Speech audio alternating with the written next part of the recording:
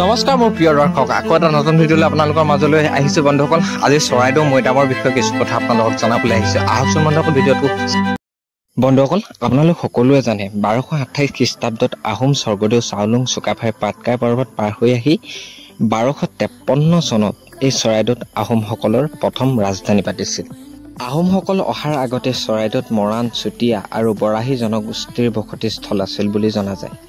চৰাইদেৱে আহোমসকলৰ 600 বছৰীয়া ইতিহাস সাক্ষী বহন কৰি চৰাইদেউত আৰু স্বৰ্গদেউসকলৰ লগতে তেওঁলোকৰ ৰাজপৰিয়াল আৰু পৰিয়ালবৰ্গ, মন্ত্ৰী, বিষয়াসকল সন্মান সহকাৰে মৃত্যুৰ পিছত সমাধি দিয়া হয়। ইয়াকে বন্ধুসকল মৈদাম বুলি কোৱা হয়। আচলতে বন্ধুসকল, মই শব্দৰ অৰ্থ হ'ল শিৰ বা মূৰ, দাম মানে মৃতক। আহোম পৰিয়ালৰ লোকৰ মৃত্যুৰ পিছত এইদৰে মৈদাম দিয়া হয়। মৃতকৰ লগত বহু মূল্যৱান অলংকাৰ, সা সম্পত্তিৰ লগতে লিগিৰা, লিকচো, জীৱ জন্তুৰ সমাধি দিয়াৰ প্ৰথা আছিল বুলি জনা যায়। বন্ধুসকল,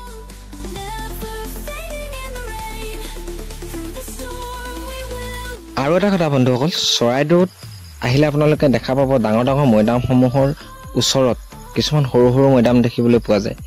এই মৈদামবোৰক আচলতে পেট মৈদাম বুলি কোৱা হয়, য'ত স্বৰ্গদেউসকলৰ মৰমৰ সন্তানসকলক সমাধি দিয়া হৈছিল।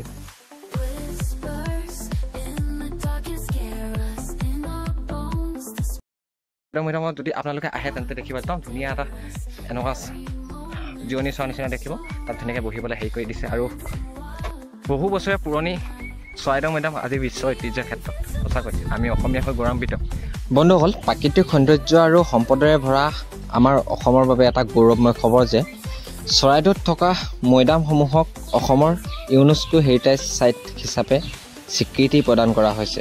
এই স্বীকৃতি প্ৰদান কৰাৰ পিছতেই চৰাইদেউত থকা মৈদামসমূহক আমাৰ বিশ্বৰ দৰবাৰলৈ এটা বিশেষ সুকীয়া স্থানো প্ৰদান কৰা হয়। আমি তাৰ বাবে বিশেষ পৰ্যটকৰ ভিৰো দেখিবলৈ পাওঁ। এই সমাধিস্থলসমূহক ইজিপ্তৰ পিৰামিডৰ লগতো তুলনা কৰা হয় বন্ধুসকল।